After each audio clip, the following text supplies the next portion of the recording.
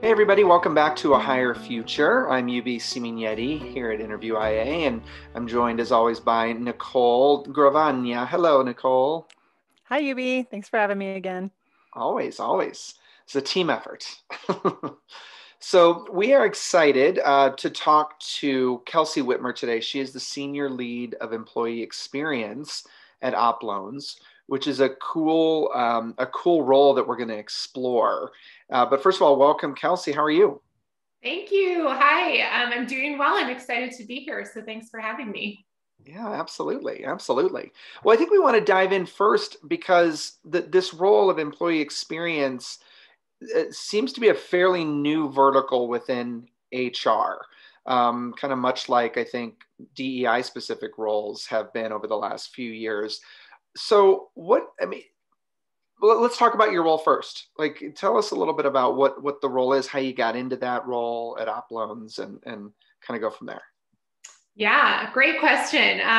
Actually, I was reached out to by a recruiter at OppLoans about this role via LinkedIn. And when I saw the role in the job description, I had no idea what it was talking about, right? Like I had Yeah. never seen a role like this in HR before or on a people team before. It kind of resembled organizational development and culture work, but I remember I was on LinkedIn. I didn't have a ton of time to look at it. And I was like, I don't know what this means right now. I need to come back and revisit it. So I went into the interview process still not totally understanding the role, but I immediately fell in love with it the more I talked to people because it's so nuanced, it's so ambiguous, and it's really future focused. So if I were to describe this role, I would describe it as, think organizational development meets talent management, meets talent development, meets DEI, meets HR business partner. That's Whew. kind of a combination. And it's So you're interesting. busy. You're Yeah, busy. yeah, very busy. All of those things impact the employee experience, right? And while Yeah. we have people on the team that do that work, I collaborate with them and help manage that work in a way that's holistic to the employee experience. Mhm. So originally, the role originally when I was hired was more focused on revolutionizing the future of work, which is like my favorite phrase. I think it sounds so cool and important, right? Yeah. But essentially, what they were hiring for was someone to come in and help transition the workforce to a remote, flexible, hybrid workforce. Because, like many companies, OppLoans was majority in office prior to the pandemic. Then the pandemic hits and we went to 100% work from home while we were in quarantine. And now as Illinois reaches, getting closer to stage 5, we're going to reopen our Chicago office. But the expectation is not that all employees go back a full 5 days a week, right? We're going to be flexible to employee needs, to that employee experience. But this is why a role like mine is kind of necessary because our culture has to shift with that kind of workforce shift too, right? We don't want people, being forgotten to be dialed in because we didn't use Zoom as much when we were in office. Or we don't want people feeling like I have to trade off experiencing our culture because I want to have the flexibility to work from home. So what I do is essentially help the company to create this culture that is experienced by all employees, no matter who you are, where you are, what you look like, where you come from, what team you're on, or if you're working from home or in the office. So that's a big picture of my role, and we do this by really focusing our culture in 3 areas, and those 3 areas are inspiring leadership, meaningful work, and a supportive and equitable culture. And while those definitely are not the only things that impact employee experience or culture work, when we think about how we can impact employees the most, those are the 3 things that we really lean on. And they really lend themselves to a distributed workforce, right? Our culture isn't about what we have for lunch that day or what the holiday party is like anymore. It's about how employees are experiencing these 3 elements. So it sounds like the initial reason for your role was the pandemic and changing to that remote and everywhere kind of a workforce. But it sounds also to me that employee experience would have a lot of influence on diversity, equity, and inclusion in your office and probably in other offices if now you know other people like yourself. How is that playing out right now? Yeah, it's a lot easier actually to partner in that way than I was expecting, which is great. But I sit on a team. I report up into our talent and DEI VP. Her name is Michelle Y. Best. She's amazing. Look her up on LinkedIn. I can't recommend her enough. So Michelle has this team. It's a really unique team. Again, I haven't seen anything structured like this before, but she has a team that consists of talent and learning. So our talent development professionals that work on training, development, career pathing, high potential programming, that kind of thing. And then she also has DEI. So she has a DEI lead right now that works under her. And then there's me, in employee experience. And so because we're all on the same team, if you think about those three areas, we all really impact the culture in major ways, but in different verticals. And so us all being on the same team has made collaboration really effective and easy. So Jessica Newman, who is our DEI lead, she and I actually partner together on everything, because how employees experience the workplace is more so about where they're coming from, where they're working, what their identity is. That's impacting the way they experience the workplace, right?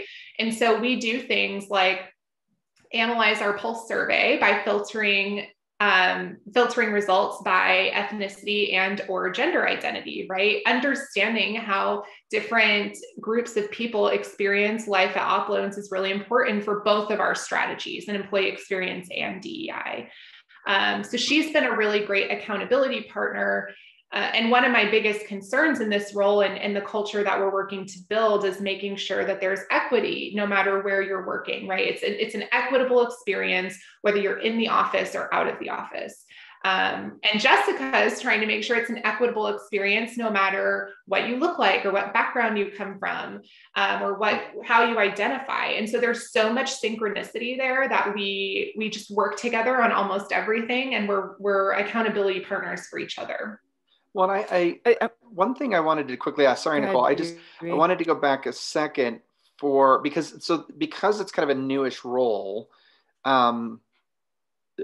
It seems to me like there isn't a standard job description for this role, right? So it's kind of cool in a sense that each company who has a role like this is going to do it a little bit differently. Yes. And so I don't know. I don't know. What are your thoughts on that? Like pros and cons of that kind of role? Yeah, I think you hit the nail on the head, UB. The company and the culture really define this work. So I actually started a networking group called the Employee Experience Consortium, and it's filled with people that work in, have employee experience type titles or work in talent management, but do more of the strategic cultural work. We had our first meeting a couple weeks ago, and we all went around and kind of described what we do. And even though we might have similar titles, we all do something completely different. And I think that's really indicative of this nuanced role, right? Not every company is the same size, has the same priorities, has the same mission and vision and values.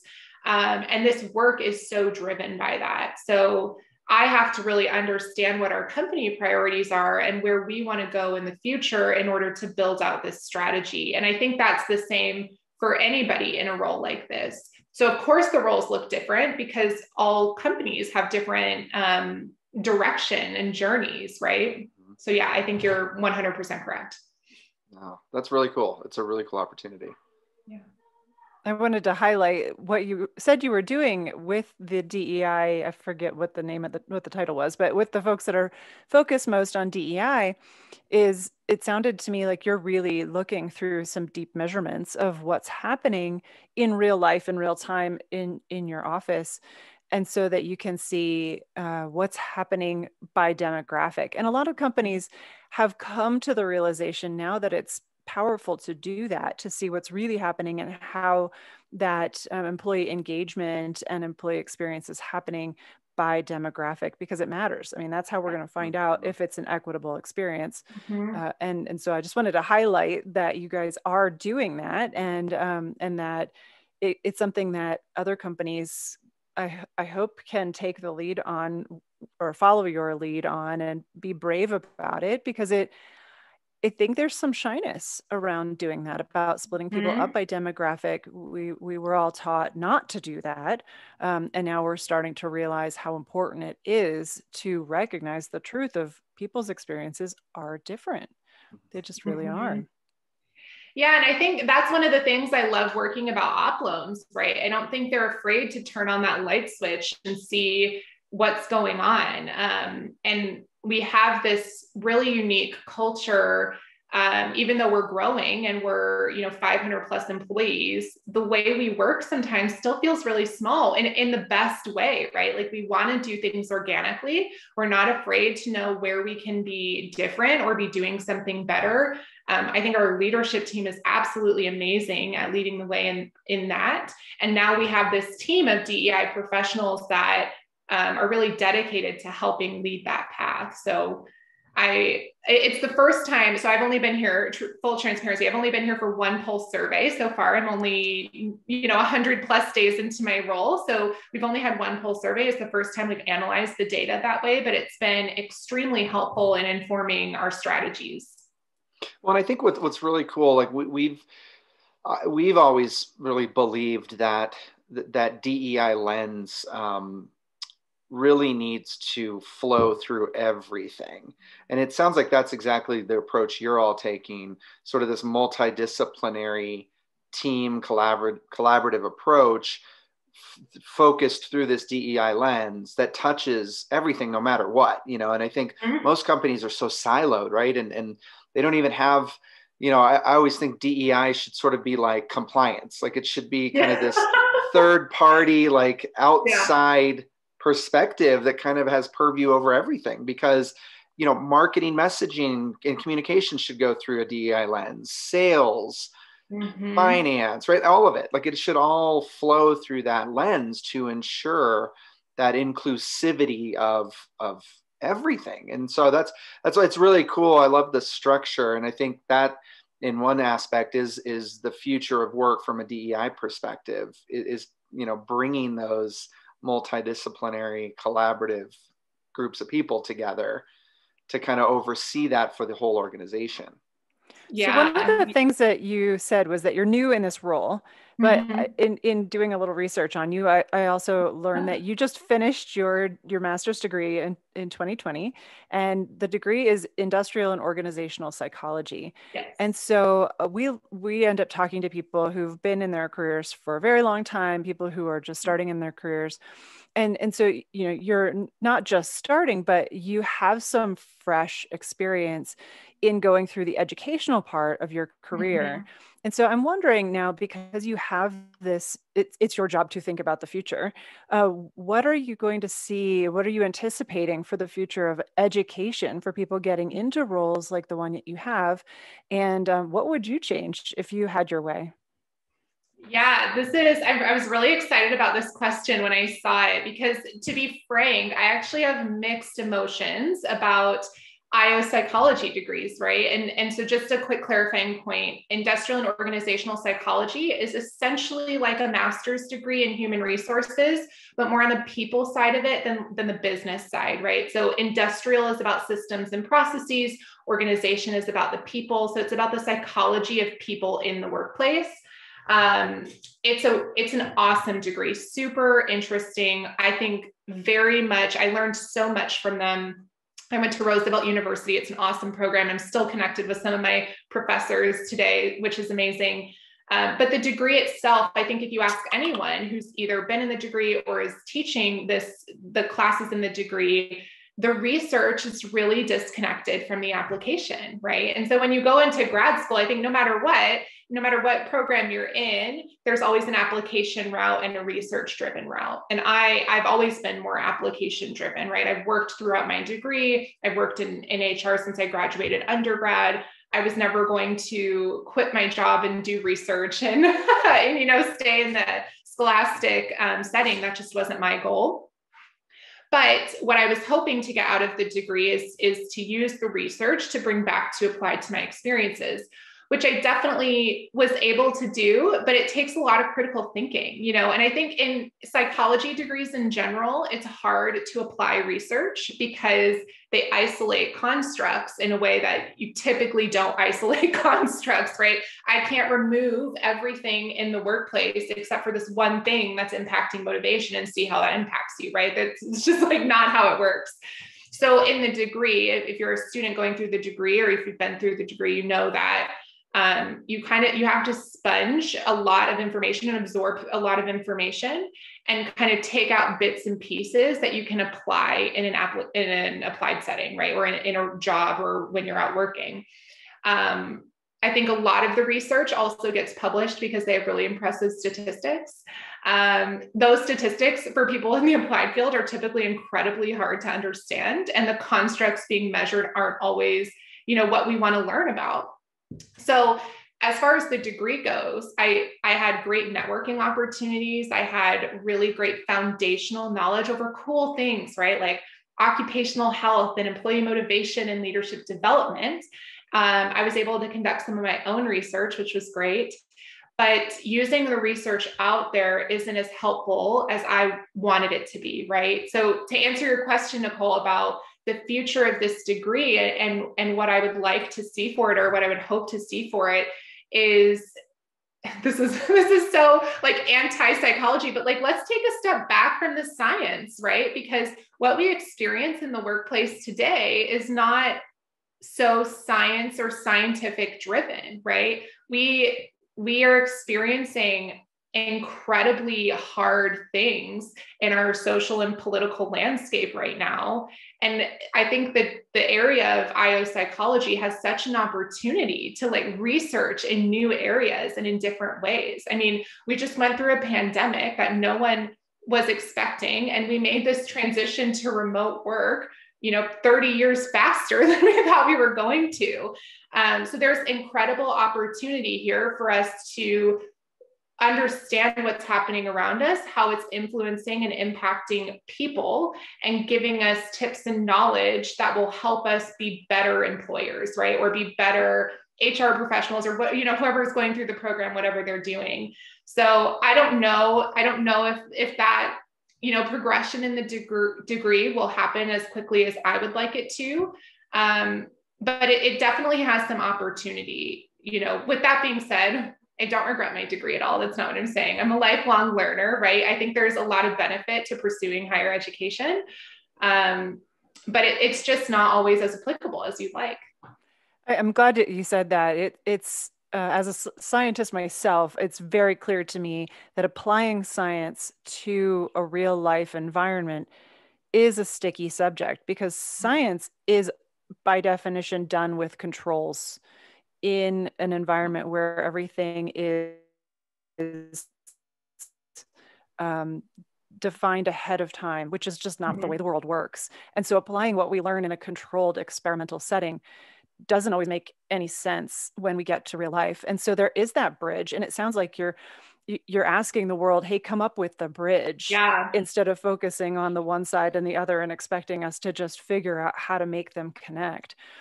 Design that bridge. It's almost the applied psychology, or the applied IO psychology that needs to be invented. And maybe you can help invent that. Yeah, that's a great point.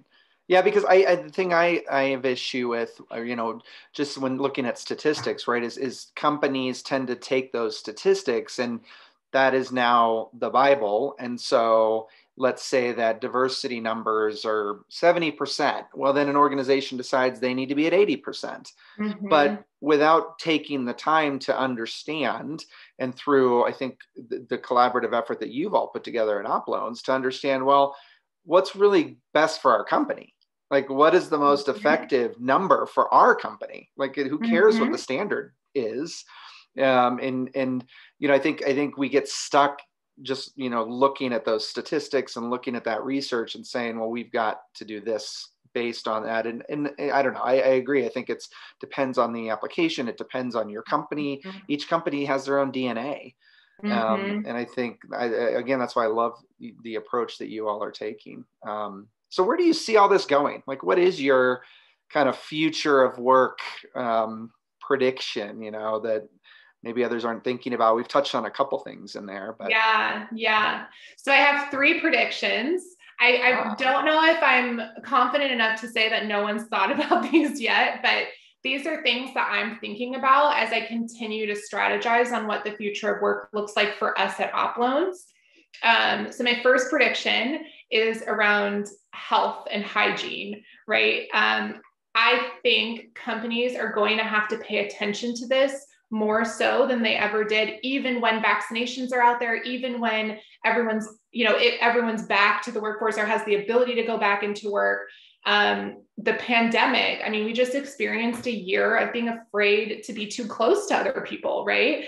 And I think that it put an entirely different mindset around health and hygiene and personal space that we're going to have to be flexible with, right? And I think everyone listening right now is probably like, of course we're not going to make people go back into the office or take public transportation if they don't want to. But it's easy to say that now because we're still in the pandemic. What years out, I think it's going to still be important. Like this was a really traumatic time for people. And not everyone is going to be able to bounce back as soon as they get vaccinated, if they get vaccinated, right?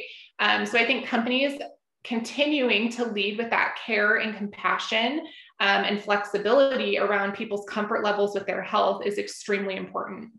I think that's fascinating just because, I'm usually a hugger, right? And, yeah. but like last 6 months, 8, 9 months, right? I'm like there's a twinge, right? There's almost like this, almost unconsciously, like automatically now of, well, maybe I shouldn't, and I think that's what's more like, I think to your point. Yeah. I mean, companies have to think ahead, think about that, like intentionally and consciously think that even those little types of things are going to happen. Can you imagine powering through with a cold? I was just going to say that, Nicole. No way. Right? No way. Right? And luckily now most of us are set up to work from home. So it's not as awkward or feel as uncomfortable, but for sure, like I used to go to work with a cold. I grew up, my mom told me, unless you're running a fever, you go to school, you go to work. Right? Yeah. Exactly. Yeah. So I think that's something that we're going to have to be mindful about, and more so than even now, just when we get back to normal, right? I don't want us to lose that empathy or compassion that we have for one another. Okay. You had 2 more predictions. Yes. 2 more predictions. So my second prediction is my favorite one. So this is around mental health. So 2020 has brought such like a flashlight and elevated the importance of acknowledging our mental health, what we need, breaks we need. And if you think about it, right, like 20 years ago, people weren't talking about depression, anxiety, workload, needing time off, just to refresh, right? It was kind of a taboo thing to talk about. And this year, I think, has taught us, again, it's taught us to be empathetic and understanding to one another. It's taught us the importance of time off, talking about your experiences, asking for support when needed. And it's also blurred the lines between work and life. So it's not like, can you hold on, please? I'm going to go talk to someone in my personal life because I need support right now. It's, I'm in a meeting and I'm feeling really bad. And I just need to tell the person I'm meeting with that I'm feeling really bad. And then I need to tell my manager I need to take an afternoon off. Right. And I love that. I love that we're elevating this, and it's not, we're kind of taking that stigma away in the workplace. And so my prediction is that we will never go back to not talking about this, right? The lines between work and life are never going to be like in permanent marker ever again. And I think we're shifting to this place of integrating work and life versus balancing work and life. I actually got that from my manager, so I can't take credit for that wonderful thought, but we're integrating. And what that means is if you need to take an hour off at 2:00, right, to just take a walk with your dog or refresh and then come back for your next meeting, then you can do that. But you have to talk about it, right? We can't just like disappear without telling anyone. And so the dialogue that has opened up, I think, is really amazing, and I think it's moving us in the right direction. And I don't see that changing. So yeah, that was my second prediction. I love that one. Nicole, I kind of want to talk about just the traffic light check-in real quick. Like one thing that we do and that we teach in our trainings to get people to start talking about it without getting into the nitty-gritty, right? Like there's still personal lines that people don't necessarily want to cross or share, but you can check in with each other just by using the traffic light methodology. Mm-hmm. So it's green is great, like, so we do this at the beginning of stand-up meetings, for example, where the whole team's there. We just go around and give your color. So green is, I'm ready to go. I'm feeling great today. Yellow is, I'm a little off. Maybe I didn't get as good a sleep as I wanted or something. So I'm a little off. I could go to green at some point. And then red is, man, I'm either dealing with something very personal. I've got a migraine. I didn't sleep at all. I'm depressed, right? There's all these different things that you don't have to share why, but it lets your team know where you're at for that day. Because we don't come to work the same way every day.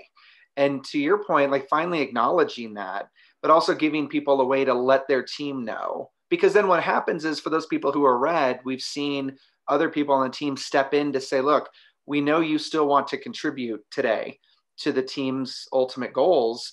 How about you take this task and I'll take on what you were going to do.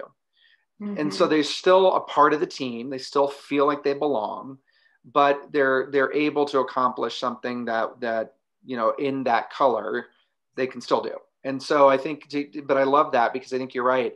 We have to start talking about it, and it's hard to go right into the nitty gritty of it.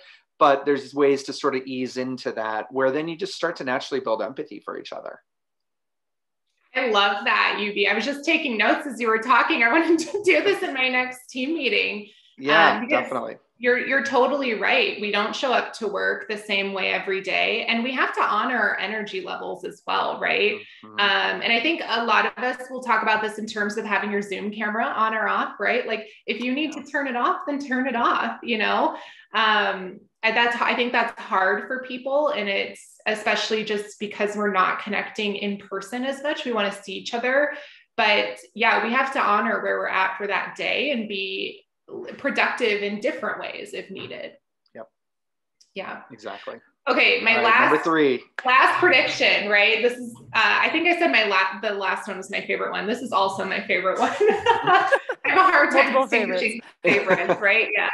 I think the way we define company culture is changing in a really exciting way. Mm-hmm. I kind of mentioned this a little bit earlier with our employee experience strategy, but typically when you think of company culture, you're thinking of holiday parties or swag or what snacks are in the office or what employee events are like. And I believe that as our workforce continues to grow and become even more distributed and in different ways, that what makes up our culture is going to be more abstract and more meaningful to careers than what we have typically defined as culture in the past. And so that's why our employee experience strategy has these 3 pillars of meaningful work, inspiring leadership, and supportive and equitable culture, because those can be experienced no matter where you're working, right? Now, don't get me wrong. I don't want people listening to this thinking that we're never going to have an employee event again, or that the snacks in the office are going to be taken away or anything like that. Like we're still going to have that. But we're identifying these 3 really important pillars as something that can probably be more impactful than those other things, but also be experienced more equitably across our company, no matter who you are, what team you're on, or where you're working. And so I don't think that this is a unique situation to us. I think other companies will start to develop that mindset and shift as well. All right. So I'm going to sum it up. It sounds like the future holds some real honest evaluation of how we handle physical health at work, how we discuss and handle mental health at work, and also how we talk about making a good work environment for people who work with us Mm-hmm. in a way that is much deeper than snacks. Yeah. Yes. Yes. 100%. And That's more awesome. delicious, maybe. Yeah. Deeply delicious. Yeah. Deeply, Down delicious. culturally, yes. Yeah. I love that. I think that's huge because I think what going back to the people part of this is like talent. People are demanding it. Like, Mm-hmm. you know, the people who are essentially helping to grow your company and make your company successful are demanding these things. Mm-hmm. And leaders of organizations, if they don't figure out a way to take their company into that future of work, they may not be around for much longer. Yeah. Yeah. And there's actually a really interesting study that has driven a lot of my work. It's a 2018 Gallup study on developing employee experience strategies. And they found that 63% of working Americans believe they can find a job as good as the one they have now, meaning they can go to another company without taking a significant pay cut or a step down the ladder. So the job isn't enough to hold people, right? And like you said, people are expecting to be treated well when they come to work and to have an experience that's meaningful and enjoyable. And so if this isn't prioritized, then they're going to go somewhere else. They may go somewhere else, right? Where it is. Which is why I'm so grateful to be here, you know, and in this role, because I feel like we're really developing this competitive edge before we even needed it, right? And I hope that other companies are moving in this direction as well, because I think it's so important. And if you're kind of behind the curve on that, then you'll be trying to fix a problem versus, you know, be really innovative in getting ahead of that curve. I love that. We just all want a better life, and I think that's you know what's going to get us there. It's not anymore just about, well, can I pay my bills? Great. Like, to your point, like we all want a better life. And Kelsey, it's been so great. So simple. I know, right? I'm like, I wish, but we're getting there, right? Like we're getting there. Yeah, we just want to be healthy and happy, you know, and connected. I think that's what people want right now. Yep, exactly. Well, thank you so much, Kelsey. This was awesome. What a great conversation. I hope that the audience, you know, kind of takes away these notes. I think there's some great practical application, you know, strategy in there that people can really go research and figure out if that's going to work for their company. So thank you so much. Yeah, thank you so much for having me, Yubi and Nicole. It was fun to chat. It was. All right. Absolutely. Well, thank you all for joining us again. And as always, check out a Hire Future podcast, all the different streaming sites, and we'll check you next time. Thanks.